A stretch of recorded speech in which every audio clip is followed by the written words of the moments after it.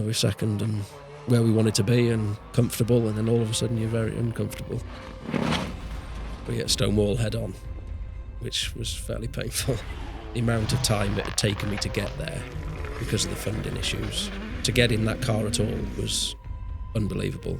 To achieve the British Championship 3 times and being the first person to ever do that was a bit like McIlroy winning the Masters. It was that sort of feeling for me. 3 times British Rally Champion.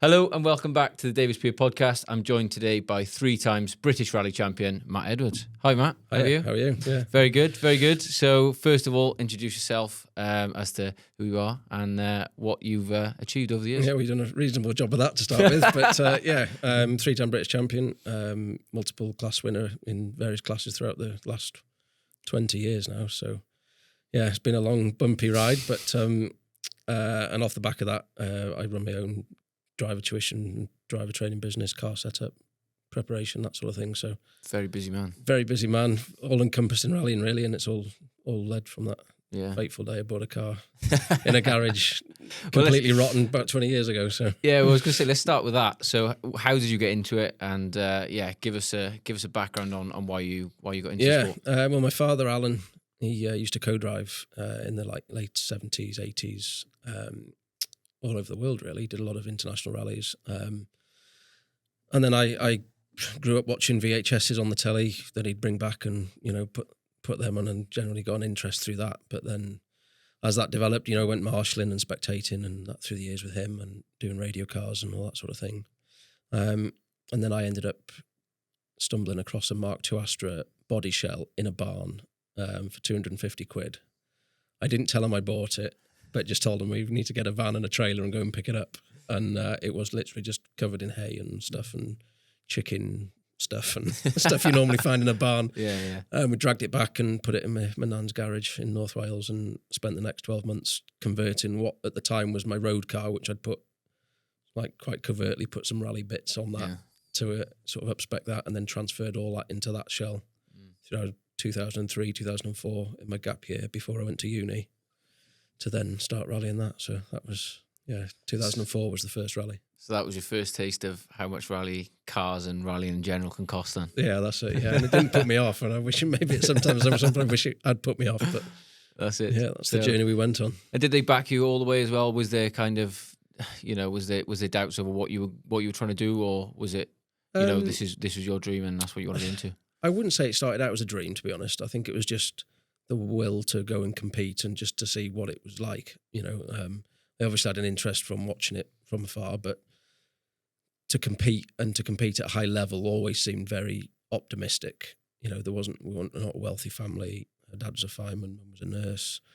There wasn't a huge family business to fund it, so most of it was down to the money I could sort of pull from my student loan and part-time jobs and things like that to build the car. It wasn't a very expensive car at the time. It probably owed me £7,000 or £8,000 at the time, but it was a lot of money to me. But judging by what a starter car is now, it's that's probably a quarter of the price that the lower rung homologated car would be. But it served me well. I learned a lot building the car that you can carry through onto a rally, because if it breaks down in the forest or you knock some bits off it, you're the only person in the forest to be able to try and fix it and get it to the finish line. And that sort of attitude and that mentality has got me a lot of, brought about a lot of success, because it's quite easy just to give up if you haven't got a clue how to fix it. So, that stood me in good stead over the years. Yeah, I bet. And you said you started in 2002, 2003? Yeah, I built the car 2002, 2003, and then did the first rally end of 2004. So that was my local rally, the Cambrian in North Wales, which my dad organised. So, I've always had a good idea of where the rallies go, and, living in Wales, there's like the whole journey down here, you're passing famous rally stages of, some of them get used now, some of them haven't been used for many years, but it's all sort of scenic and all roads I'd be familiar with some way or other. And growing up in that part of the world as well, do you think it's obviously a big area for rallying in general, that kind of part of the world, but do you think that's kind of put you in good stead for your career? Yeah. And how did you find growing up in that area for rallying in general? Yeah, it makes a lot of rallying very accessible. you know, that a lot of the championships are predominantly based in Wales because of the network of roads and the availability of the forestry. But I think the Welsh stages offer a unique challenge that if you can be competitive there and learn your craft there, they do stand you in good stead wherever you go in the world. And, you know, that's been something that I've been able to draw on in my experience driving, but also passing on to customers and that as I do, you know, day to day. It's, you know, they're very difficult stages. There's lots of features and lots of stuff to sort of take into consideration. And I think that's something when you're rallying, you have to have a wide, you know, broad mind as to what you're actually tackling rather than just a fastest from A to B, because if you've just focused on the time, you're probably going to come unstuck with something along the way. Yeah, I bet. And conditions wise, is there a condition that you kind of more, that you favour more, or is it you kind of take Not it as really. it is? Or? It's funny because like, I'm doing the Irish Tarmac Championship at the moment, and people often say, "Do you prefer gravel or tar?" And it's like, do you know what? You're that fortunate to be sat in a rally car doing something. I've never really had a particular favourite. I mean, now I'm doing the Irish Championship. I am missing the Welsh forest stages. Yeah. But then when I'm doing a bit of gravel, you miss the tarmac because it's two very different disciplines, but at the same time, the goal is the same. Yeah. And I think I just enjoy the challenge of following the process to get the fastest time possible, whatever is in the way between the start and the finish, if that makes sense. Yeah, exactly. So, I mean, obviously, 3-time British champion. Tell us through, you know, about your first time and what year that was and how you managed to do it. Yeah, 2018. It was a partnership between myself, Swift Group Caravans. Pete Smith had been a long-time supporter since 2010.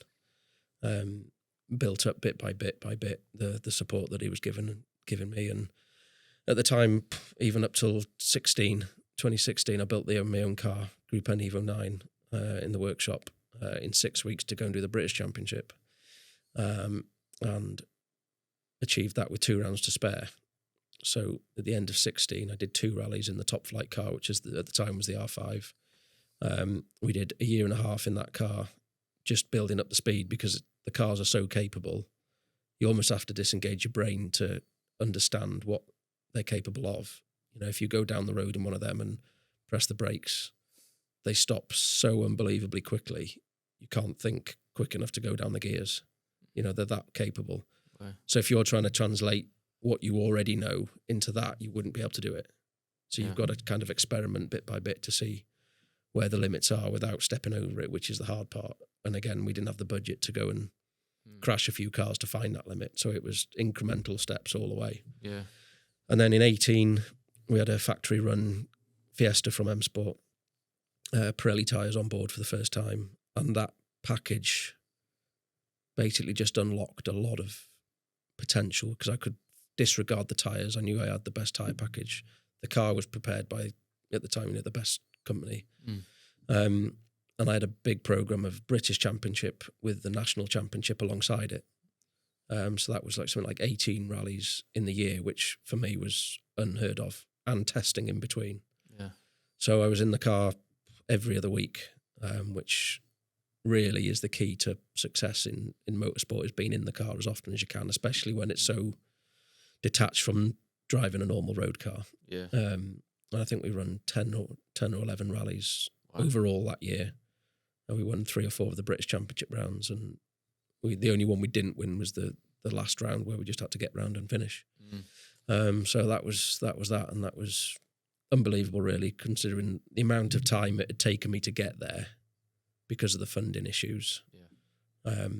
It was such a long, progressive cycle to get there. It was a bit like McIlroy winning the Masters. It was that sort of feeling for me, that to get in that car at all was unbelievable. But then to make the steps over basically 2 years to get to where I got to and win that first title was a huge achievement for me. Makes it all the better then. Yeah. So it's all those little tweaks. Do you think it was the confidence, like you just said then, the confidence you had in the car, everything was kind of geared up right for that year? Yeah. And then. Yeah, it was the perfect year, which ironically didn't start perfectly because Never do. No, well, this one hasn't either. But we'll maybe touch on that later. But Yeah. you know, we had a big lead in the first rally of the year, which was around the national championship as a warm up for the international championship. And through my home stages, I had a 15-second lead and just caught the end of a log sticking out, probably the closest stage to home. End of a log just sticking out the grass. Just broke a 30-40 pound bearing in the front suspension, and that was that. And it wasn't even. I was already backed off to try and just manage the lead, and just something so small margins. Yeah, yeah. But I think that disappointment was the fuel for the first round of the international, which we won, and that was my first international win at the time as well. So it probably made you feel like, you know, it was meant to be then as yeah, well. So yeah. if There's that little hadn't things happened, like then that. maybe you wouldn't have won. Exactly. Yeah. But yeah, so no, it's great to kind of hear your story and how you got to where you were and where you are now.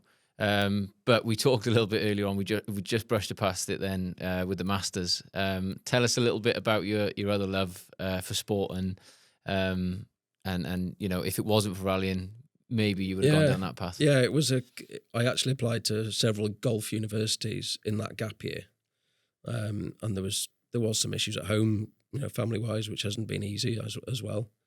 But I had a place at St Andrews to go and study there, but then decided I wanted to stay at home, settle down, sort myself out. And, you know, when I learned to drive then, the golf took a bit of a back seat because I'd put so much effort into the golf over sort of 7 or 8 years. You know, got down to like 2 or 3 handicap as a junior. But I wasn't getting the reward on the course that I felt I deserved for the effort. And I think looking back now, a lot of that was the ability to sort of assess the mental side of the game, which, having learned about that and taken that to rallying, has helped me in the rallying as well. So they cross over quite a lot in terms of the psychology, and even just like the simple thing, you know, if you stuck it behind a tree in the rough, chip out to 100 yards and play to your strength, because my strength was always short game. So from 100 yards, I'd more than likely get up and down. So that sort of thing. And it taught me a lot about process, and a lot of stuff I coach and talk about and rely on in my rallying is process. So pre-shot routine, translate that to rallying. When you hear 10 seconds, it's first gear, 7 seconds, it's stage mode, 3 seconds, launch control, 2, 1, go. And that sort of procedure, like the short game, just sort of eliminates a lot of the variables that pressure or whatever the scenario may be can lead you to go astray on sometimes. So yeah, I suppose there's a lot of things to block out as well in both sports. But you talked then about your routine and your pre-race rituals and things. Is there anything you do every time religiously, or is it kind of, you know what you're doing and just get out there? I would say there's certain things I try to do all the time, which is, you know, like we had a bit of downtime just before this. I was looking at the videos for the rally at the weekend. There's a lot of that sort of prep going on. Not too superstitious the days up to the rally, but like that launch procedure I just talked you through then, that's, you know, that happens every time the same time. You do the belts up in the same order so that you don't miss anything there. And there's things like that happen every time. But, you know, there was a funny story actually. A guy called Patrick Welsh co-drove for me in 2019, the second championship we won, and we were just about to go into the last stage. And Patrick, as part of his ritual, would go around and check the bonnet pins. And all year, I mean, we're 5 rallies in, all year, he used to go around clockwise. So he'd start the front right, do the front right, front left on the bonnet, back left, back right on the boot, then get in. Before the last stage in Ulster, when we were leading, we had to just get through that stage to win the rally and set us up for the championship on the last rally. He actually went round anti-clockwise. He got in, he did his belts up, and I was thinking, he's gone round anti-clockwise. He's never done that. And I said to him, so you picked up on it? Yeah. I picked up on it, and I said, Patrick, you're going to have to get out and go and do them the other way around because you've never done that, and I just want everything to be the same as it has been before. And he said, okay. He didn't say a word. He got out, did it the other way, got back in, and off we go. And we got to the end and won the rally. So it was. Yeah. Did he even realise he'd done it or not? I don't think he realised he'd done it. No, but I picked up on it, and it's just like. Sounds like he's playing games with it. Yeah, and there's just a few little things like during the rally. If we shake hands at the start of the rally, say, good luck. Yeah. We don't do it again. Everything after that is just another stage. So if you're leading going to the last one, nothing else needs to be said. Process, go. And co-drivers, it's probably no other sport I can think of anyway where you're reliant upon someone else so much as you are with co-drivers. And yeah, you've obviously had quite a few over the years. How do you decide on who's going to be your co-driver? Is it the start of every season? And yeah, talk us through a couple that you've had. Yeah, it's hard. A lot of it, you know, in the early years, it's to be quite honest, it's who can bring a little bit of support financially as well. You know, there's so many parts to the sport. You know, being able to actually read the pace notes is probably not even half of their job or their responsibility, if you like. And you know, so much of it is down to how you get on in the car. You know, I probably wouldn't take the best co-driver in the world if I didn't think I'd get on with them personally, because you've got to spend 3, 4, 5 days, sometimes even longer, with this person. And at the end of the day, with the difficulty and the stress of getting there, you've got to get on with them and enjoy it. Because I've only ever had my best results when I'm enjoying it. Yeah. So there's that, and obviously they've got to be reliable, punctual, organised, and be able to sit in that car and be calm and collected and be consistent. Because you know, if I'm inconsistent with my driving, that then can translate to the other side of the car and they become inconsistent. Yeah, but at the same time, if they're inconsistent with their delivery, my driving becomes inconsistent. So there's got to be that balance of understanding between the two of you. And, you know, sometimes somebody's voice just doesn't click with you. Yeah.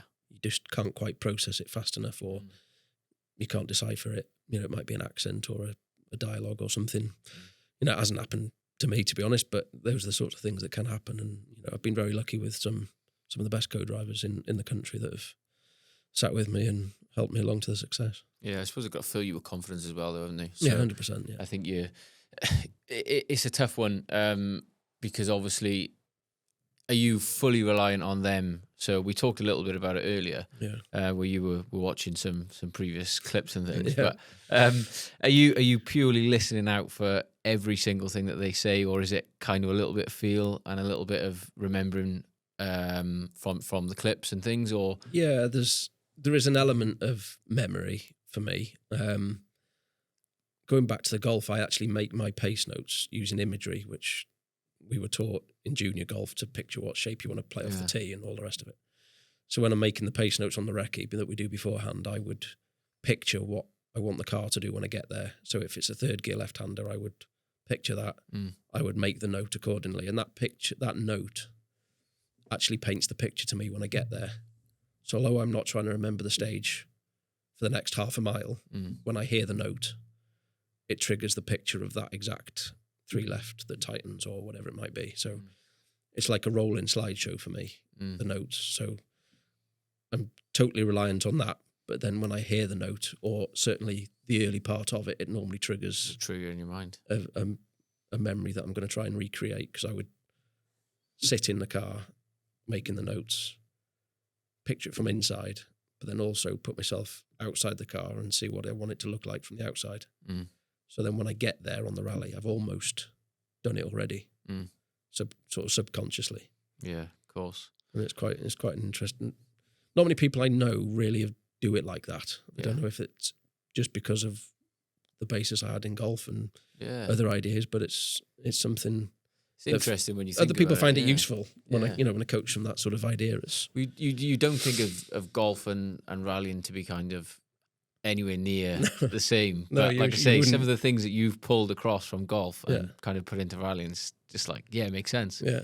So, but yeah, obviously, like we brushed across Ireland and a couple of places in Wales, which obviously you've rallied in. But have you got a favourite venue or a favourite event? One that you perhaps won more of there, or one that you just enjoy a bit more?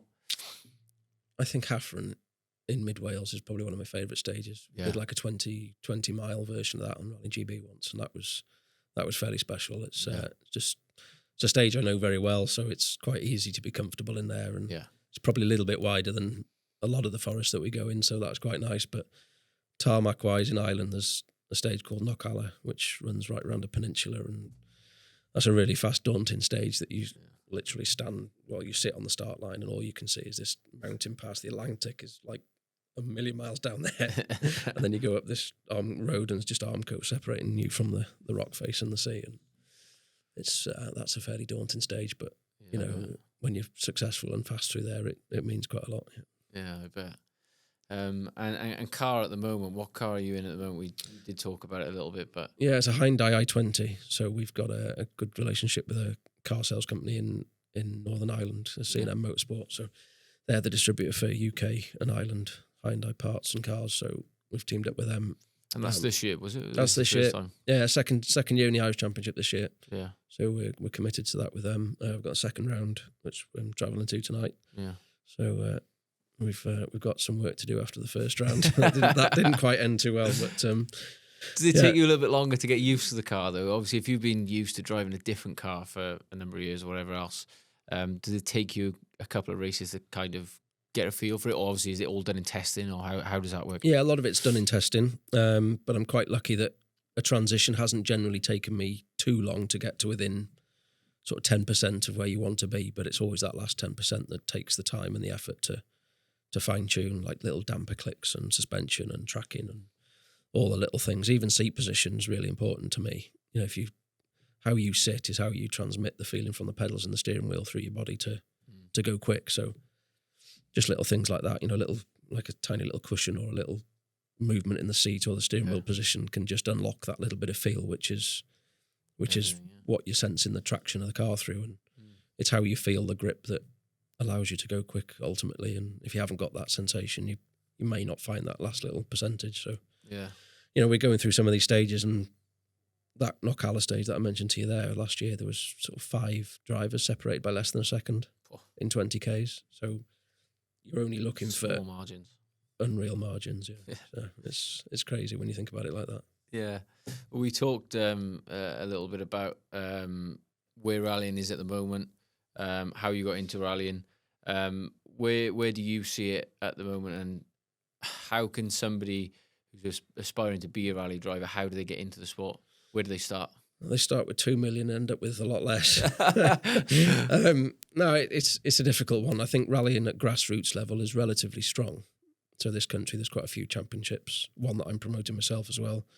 I think that it's more accessible now than it has been for a number of years.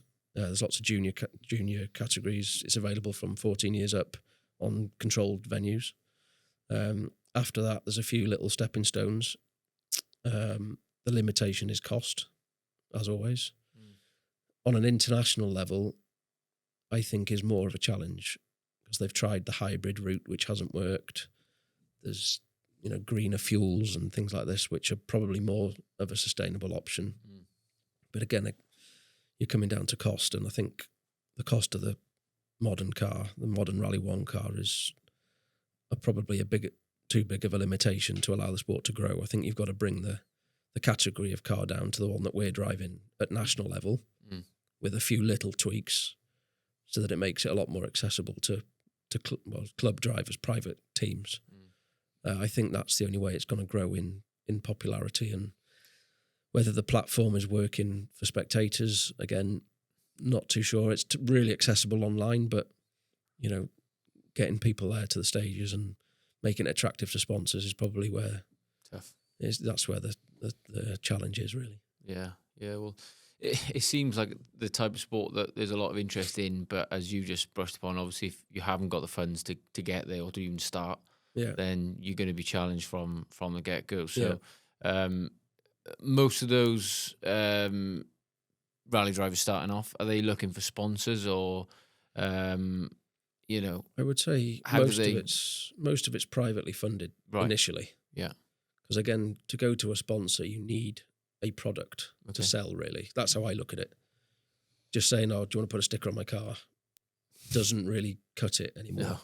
You've got to go with something to offer. So a following of social media of a certain amount, or offering a business to business, you know, you sponsor me, I'll put you in touch with somebody, or that sort of business-to-business relationship is something I've always tried to offer. But I think, you've got to go with a product that's of value to somebody.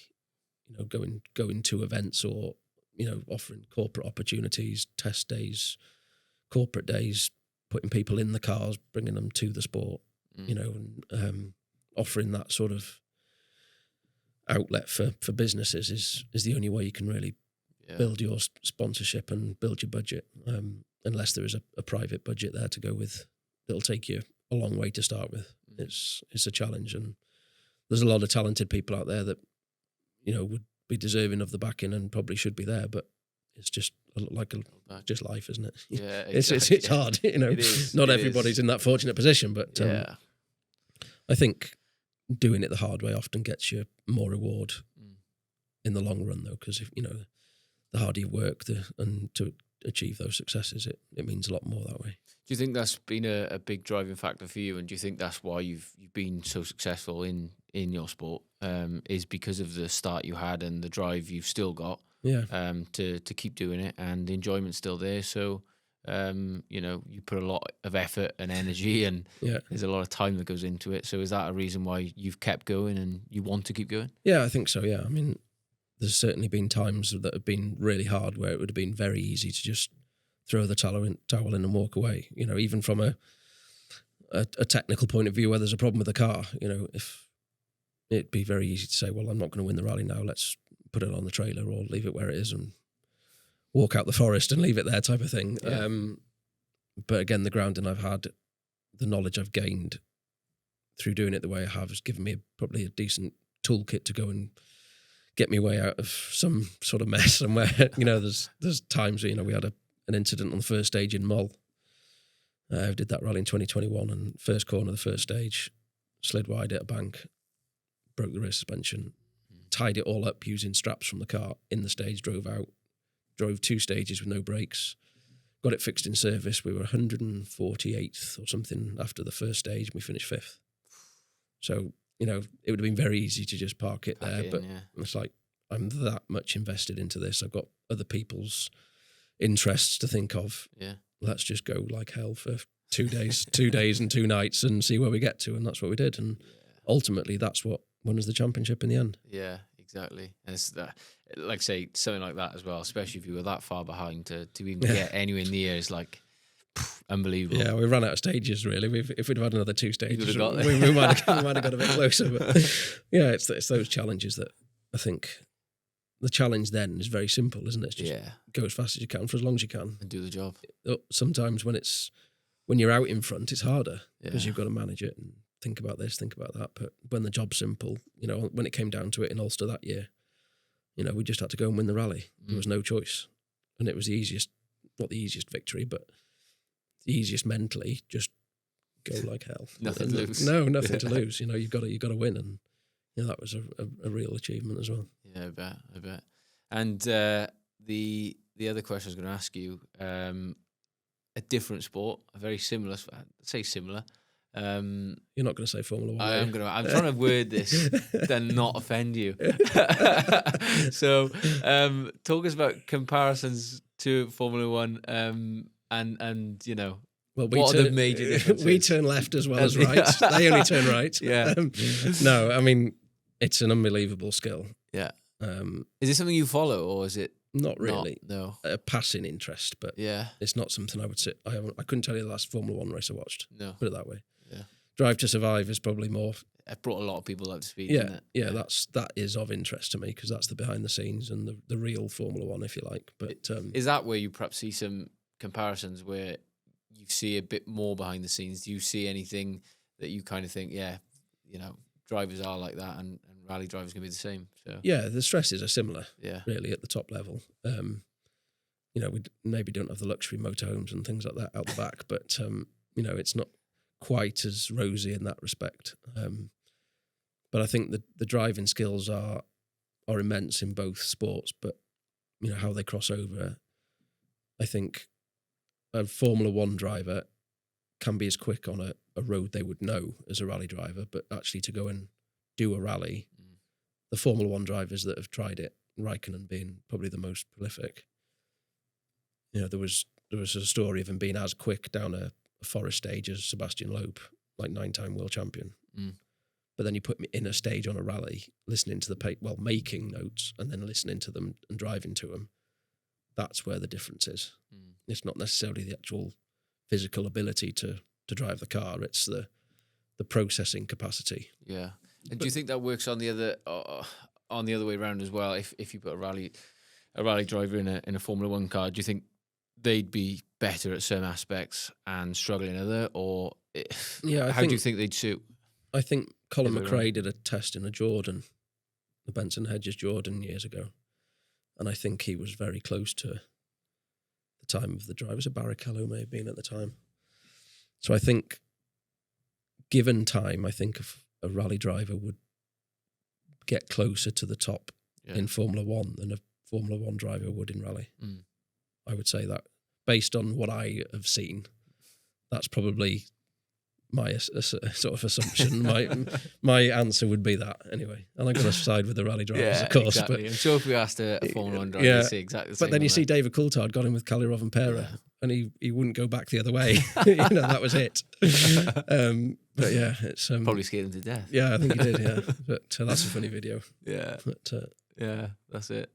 So I think it's the proximity of the hazards in rallying. Yeah, they are right there. Well, it's like you talked about the small things like a branch sticking out and little things like that could literally write you off for that stage. Well, I got a story about that as well, because we went out with the last rally. We at Stonewall head on. Hi guys, hope you're enjoying this month's content. If you're in the market currently for a commercial vehicle, then please head over to our website at david-spear.com or pop over to our showroom in Tredegar. With over 30 years experience and unbeatable customer service, you'd save pounds with us. Thanks for watching. I'll let you get back to the video. Which was fairly painful. But the margin, because the Hyundai technician was actually able to bring up all the telemetry off the car on the laptop. Because although I knew what had happened, it's like it didn't feel that much quicker than before. On the data, I was 0.2 of a kilometre of an hour faster, because it was the second time round a stage. We'd been round it once, done a couple of other stages and come back to this one. We were 0.2 of a kilometre of an hour faster at the point I hit the brakes on the second time. But that 0.2 of a kilometre had put us on a crest rather than just before it. So when I hit the brake, the first time, because it was on the flat, the nose dipped and it started to brake. The second time, because I was on the crest, the wheels didn't really have proper contact with the road, so I lost probably 20 or 30 metres of braking. At which time we were 2/3 of the way around the corner too fast, and then the corner tightened on me. And then we hit a gravel lay-by because we were wide, and it was all game over. But the difference was 0.2 of a kilometre an hour, from 150 to 150.2, and it's like... And that caused you to go into a wall. Yeah, and then you think, well, if that's the difference there, how am I getting around any corner anywhere? You're trying to maximise the limit, and you think all the corners I did get round, that sharp, that 0.2 was enough to undo us, and that was game over. And we were on for a good, not on for a good result, but we were, we were second and where we wanted to be and comfortable, and then all of a sudden you're very uncomfortable. And you both came out unscathed as well? Yeah. Sore ribs and sore neck for a couple of days, but that's... Used to it by now? Well, I've not had many accidents, touch wood. But yeah, it's some experience going off the road in the car that fast. Yeah, I bet. It's very nice, but... When you first got into it, I suppose you probably didn't think about that or that sort of thing happening. You watch some of the things that the clips on YouTube and stuff of big offs and whatever else, but it'd be enough to put me off. But how does that affect you? Did that affect you when you first started out? Was that something you thought? No, it probably didn't. And I think the process that I've talked about before and the sort of work I put in before it is all to stop that happening. Yeah, it's all to make it more calculated than a risk. So I try and be quick or precise in the slower speed corners. So you're not giving away time, not trying to make time on somebody. You're trying not to give it away cheap. Yeah. So that when you get to somewhere that's fast and a bit daunting, that's hard to gauge. Because when we do the recce, we do it at 40 mile an hour. You could be coming up to a corner at 115, 120. You're not quite sure how the car's going to react.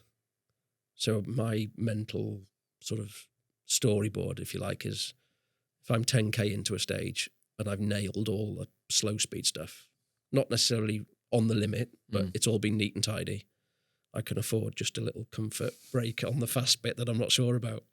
Yeah. But then if I've made a mess of some of the tight stuff, then you've got to take the risk, and it's taking the risk out that I try and do it try and do it that way. But I just got a bit impatient the other week, and I should have waited till the Sunday because I knew I would be better on the Sunday because I prefer the tighter stages. Yeah. Is that something that plays on your mind then afterwards? You think like such a split second where you perhaps went one speed or another?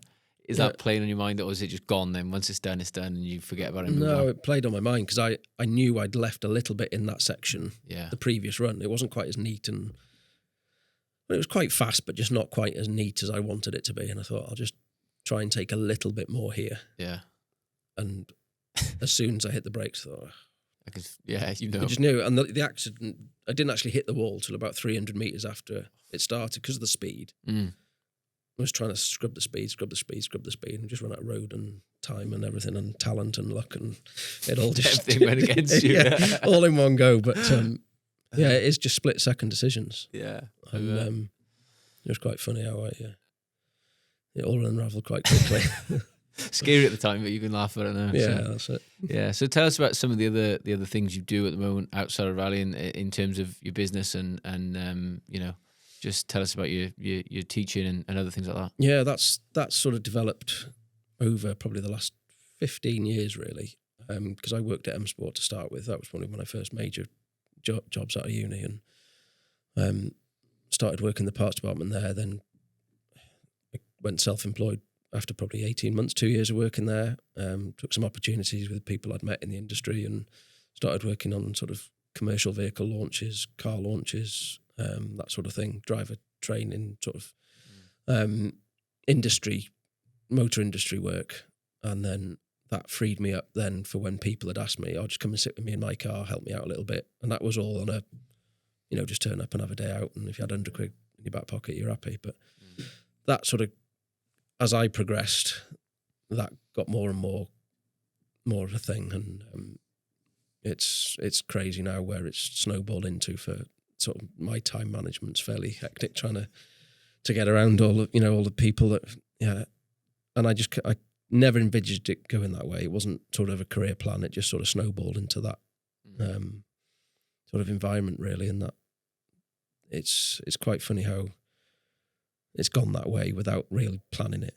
Yeah. But I think it's a result of the success and how definitely. I've sort of gone about it, I suppose. But it can be anywhere in the world, really. It's a busy schedule, but I enjoy every minute of it because you can jump in a car with somebody in the morning. It probably takes a mile or two to work out what's going on, but then the rest of the day is spent, or the rest of the session is spent converting that into something more efficient, faster, safer a lot of the time, and just trying to pass on the process. And the slogan's hashtag fast made easy, which is just trying. If you're efficient, you're probably quite fast. So that's kind of the way we go about it, and that's growing legs all the time. And it's just a challenge how you expand that sort of business when it's your own time. Really, that's the. I suppose it's hard to juggle that between, full-time work pretty much and also full-time rallying. And try and find a life for some golf as well and some family time. Yeah. So I imagine that's tough to kind of balance all three of those things, especially when you're, like say today, going off to Ireland on the ferry and, going to these different events and then coming back and trying to have to focus on work and everything else. How do you manage that? I know you said your time management. It's questionable, but my wife's probably bugbear is that there's a diary there, but I don't always remember it because it's all up here somewhere. I think it's important just to have the break and now and again. After a rally, sometimes like the other week, we had the accident on the Saturday. I had to stay there the Sunday because I had a customer on Monday. So over in Ireland, I like neck killing, backs hurting, strap myself in, go again. And sometimes it probably helps to get back on the horse and go again, but there's other times you just want to curl up and just disappear for a few days. But I suppose that's one drawback of not having a proper job, as everybody says to me. It's all right for you, life O'Reilly, and not a proper job. But then when days like that come around, they're fairly tough. But it is just a balance, really, and trying to get some time for yourself, which is important as well. And definitely, there's a lot of mileage done, that's for sure. But I don't think I'd ever any other way. And you can't really call it a proper job if you don't really find it very taxing getting up in the morning and driving rally cars and sitting in with people and seeing the world. So. Yeah, exactly. Yeah, definitely. And obviously, career up to now has been unbelievable. But for the next few years, what do you envisage? What do you see happening for yourself, but also for British rallying? And where do you see that going? Yeah, I'd say the British Championship is very strong. There's a good sort of 6 or 7 people at the top end of that championship now, which is good. Personally, I just have to take it 1 year at a time, really. It all depends on finding the funding for the next year and what's available, where we can go, because the last sort of 7 or 8 years really have been dictated by where the trends are going in the championships, what finances we can find, where and where they need to be spent to justify it. So it's not to say I haven't wanted to go and do the Irish or the British, but that, going there has been dictated by the budget we've been able to find. So if next year we find the budget to go and do the historic championship or European, whatever, that's where I'll go. But, at the same time, with work being so busy, how much do I really need to continue to pursue something? I'm probably not going to get the chance to do European or World Championship, but I've probably built enough of a sort of backstop of performance in myself and achieved a big enough customer base to sustain me for the number of years as it is. That's not going to go away. The 3 British titles aren't going to go away. So, the phone's always ringing. So how much more do I need to do? There might be the odd rally that I can go and do, and maybe try and do a couple more that I really want to do for fun as well. Because that's a big thing. You've got to enjoy it, and not to say that there's any rally I wouldn't go and do, but it's that point now where do I need to be really stressing myself and doing all that mileage and running around the world trying to compete and doing a living as well. It's a hard balance, but I'm still as hungry as ever to win. And when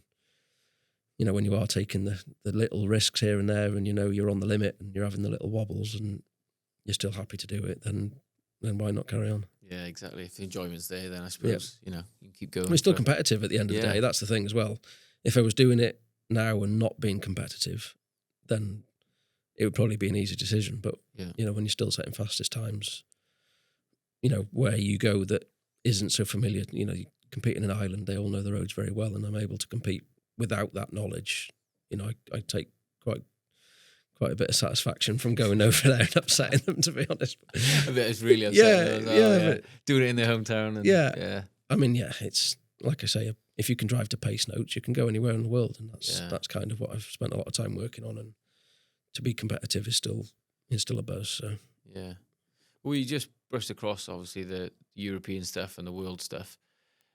If that was available to you a number of years ago, or could even still be, an option in the future, would that be something that you've always wanted to do, or is it, It's a good question, really, because yes, I'd love to go and do some of the rallies, but being completely realistic, if I was offered a World Championship drive, which isn't going to happen, but say the budget was available to go and do a World Championship, I don't think I could probably do it because the commitments at home, it would have to cover a wage to be able to, not go and work for a year. But I don't know how realistic it would be to actually to go and do it because of the other life things that are going on. Yeah, of course.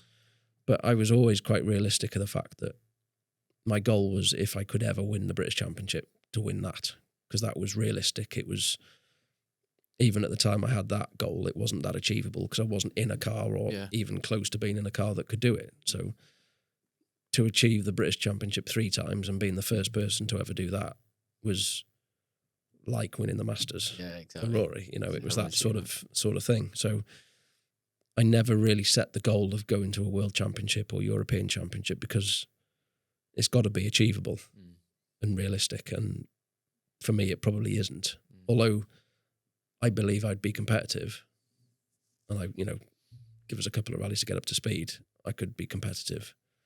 You just have to be realistic sometimes, I think, and the time to go and chase the finance to do that would be a full-time job, and I haven't got the sort of capacity to go and do that. So yes, it would be nice, but I think realistically, I don't think I could do it. No. And differences between British rallying and world rallying and even European, is it conditions, or is it the circuits? What will be the main difference if between the two?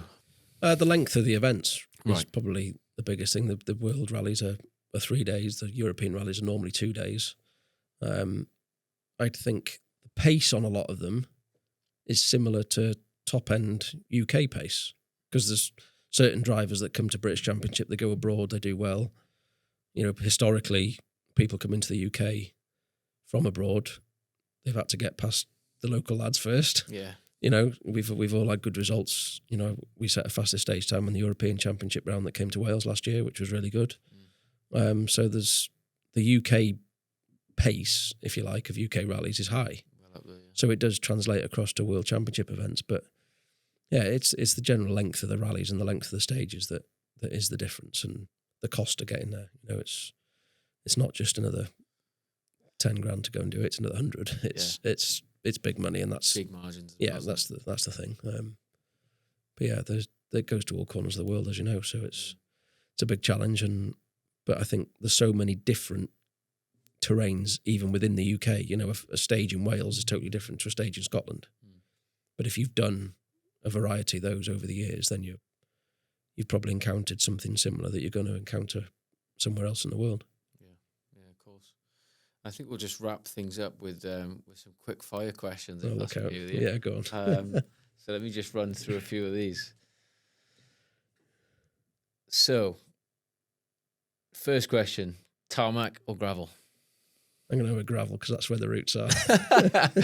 Yeah. And WRC or BRC? BRC. Every time. Yeah. Mount Elvin Evans or watch an F1 Grand Prix? Elvin Evans. And favourite rally stage of all time? Afrin. Strangest or funniest moment in your career? Crossing the finish line of a rally on fire. Is that both strangest and funniest? It wasn't funny at the time, but it was quite strange because we were still fastest on the stage, but the co-driver had given up reading the notes and was getting the fire extinguisher ready as we finished. So, yeah. Telling you to stop. Yeah. And if you weren't a rally driver, I think I might know the answer to this. What job would you be doing right now? Hopefully another non-job, playing golf. Teaching golf and playing golf, Yeah. yeah. And one car you'd love to own, rally or not? Group A Subaru Impreza. Yeah. Yeah. Is that for pure That's for rallying. nostalgia? And yeah. I actually drove a Subaru Legacy, Group A Legacy, a few weeks ago, which was one of the other cars I'd love to own or drive. So that was a dream come true to drive that. So, Yeah. some cars, some noise, and so far advanced for the year they were as well. I bet. Perfect. Well, it's been an absolute pleasure having you on, Matt. You're welcome. Yeah, thank you very much for joining us. I'm sure you can get onto the next rally now and get up there, get some sleep behind you, and hopefully you do really well. Thank you. So, yeah, that wraps up this episode. So thank you very much for watching. Like and subscribe for more upcoming content. We'll see you on the next one.